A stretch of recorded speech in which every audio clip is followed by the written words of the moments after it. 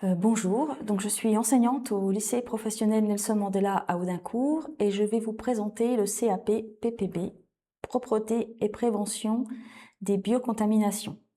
Donc on va commencer par une petite explication. Biocontamination, c'est une contamination par des micro-organismes, par des microbes. Il s'agit d'une formation donc en 2 ans après la classe de 3e. Alors, quel métier forme cette formation? Agent de propreté ou agent d'entretien dans les écoles, par exemple, agent de propreté et d'hygiène, agent de service hospitalier et agent de bionettoyage. Donc ça, c'est plein d'exemples. On verra un petit peu plus tard, je vous détaillerai un petit peu plus tard à quoi ça correspond. Il est également, avec des formations complémentaires, une fois l'obtention du diplôme et en travaillant dans les structures, d'effectuer du lavage de vitres en hauteur, par exemple, on appelle ça des laveurs cordistes, ou de se spécialiser dans l'entretien mécanisé en tant qu'agent machiniste ou agent d'entretien et de rénovation.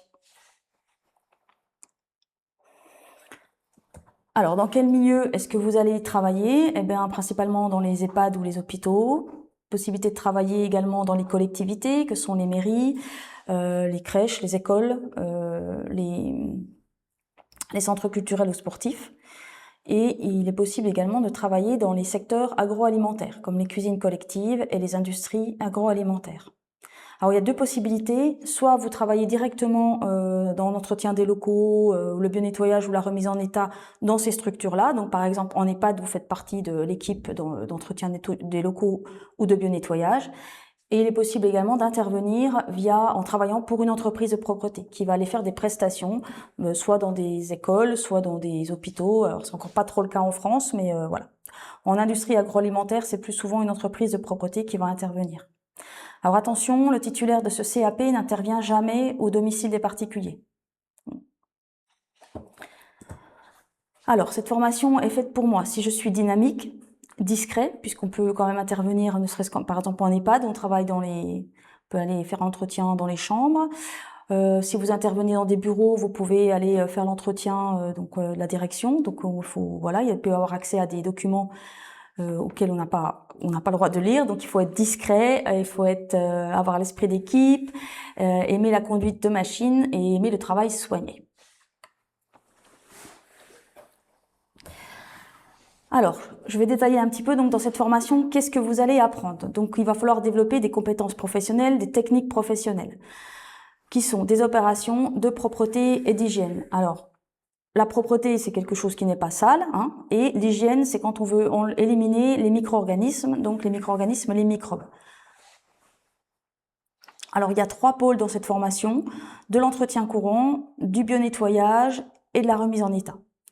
Alors, l'entretien courant ou l'entretien des locaux consiste à réaliser le nettoyage des locaux avec des techniques professionnelles, avec ou sans matériel mécanisé. Attention, on ne fait pas du ménage. Le ménage, c'est à la maison. Le bionettoyage, donc, c'est dans les milieux à risque. Donc, le bionettoyage, on veut que l'environnement soit propre et sans micro-organismes, sans microbes.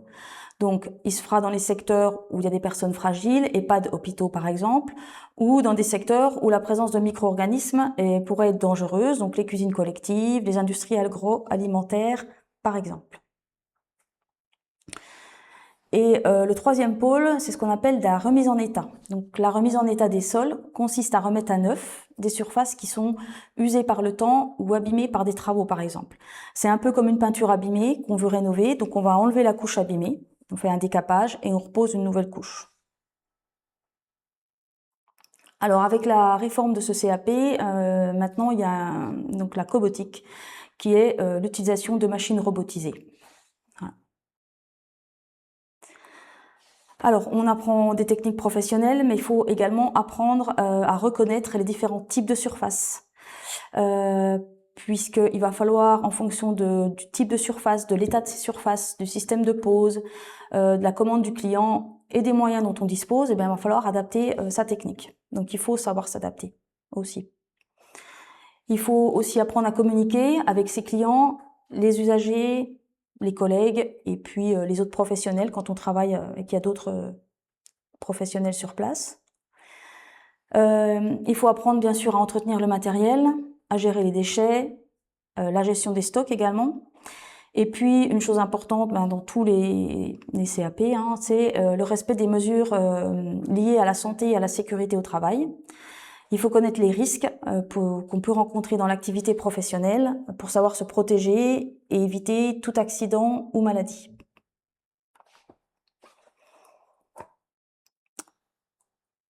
Alors, la formation, un petit souci de... Voilà.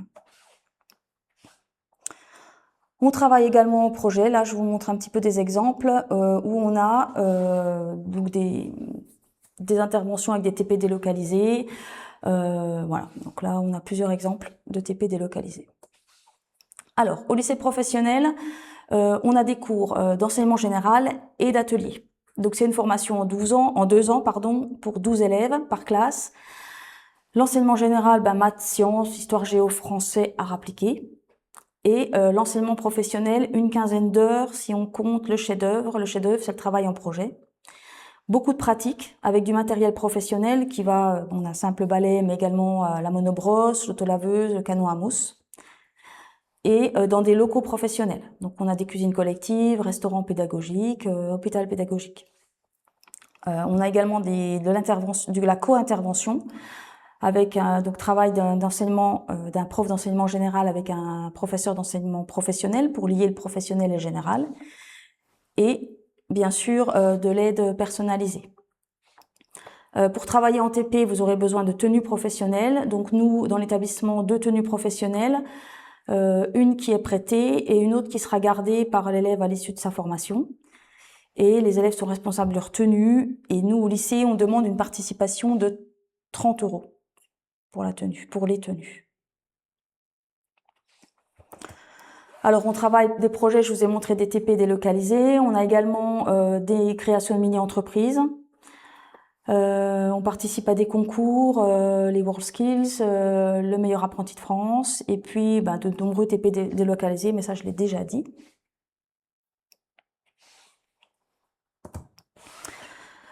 Alors, en lycée professionnel, il faut effectuer des périodes de PFMP, périodes de formation en milieu professionnel, que sont les stages. Alors, les stages, très importants, 14 semaines sur les 2 années, 7 semaines la première année, 7 semaines la deuxième année. Les stages sont obligatoires.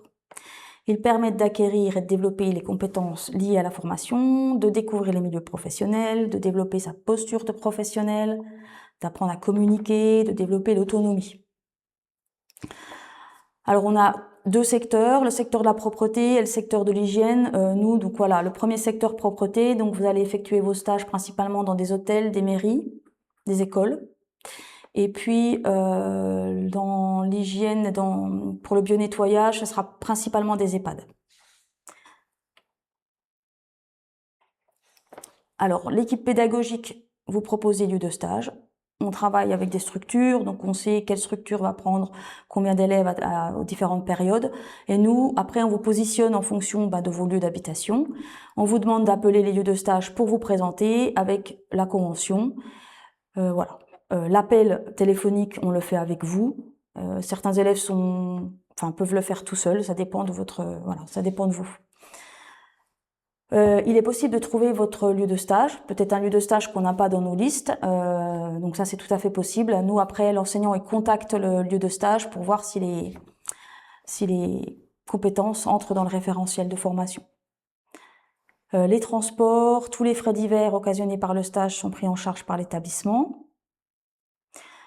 Donc il y a 4 stages à effectuer sur les 2 années. Il faudra absolument faire un stage en secteur hygiène en zone à risque, c'est-à-dire forcément au moins un stage en EHPAD, minimum 1. Et puis il faut savoir également que la réglementation peut imposer des vaccinations obligatoires dans certains secteurs. Voilà. Ok.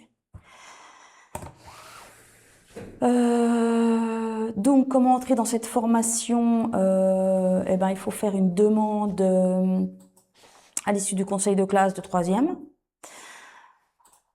J'ai oublié de vous dire que pour valider le diplôme, il faut bien avoir effectué toutes ces périodes de stage, sans exception, que toute absence en stage doit être rattrapée, même si elles sont excusées. Et donc pour obtenir le diplôme, il faut la validation des stages, validation des examens qui seront faits au lycée. Voilà, des examens de matière générale et épreuves professionnelles. Alors, à l'issue de la formation, il est possible d'intégrer un bac professionnel avec un très bon dossier. Donc, nous, dans l'établissement, on a le bac pro HPS, hygiène, propreté, stérilisation, qui reprend la partie hygiène, propreté et qui développe davantage avec la stérilisation des dispositifs médicaux pour être agent de stérilisation à l'hôpital, par exemple. Il est possible d'effectuer un autre CAP en 1 an. Il est possible également de commencer à travailler. Ok, ensuite, je vous invite à venir donc aux portes ouvertes du 28 mars de 8h30 à 12h. Et puis, je pense qu'il est encore possible de demander pour effectuer des mini-stages, pour venir voir un petit peu nos plateaux techniques, voir le matériel dont on dispose et discuter avec les enseignants qui forment à ce CAP. Voilà, je vous remercie de m'avoir écouté.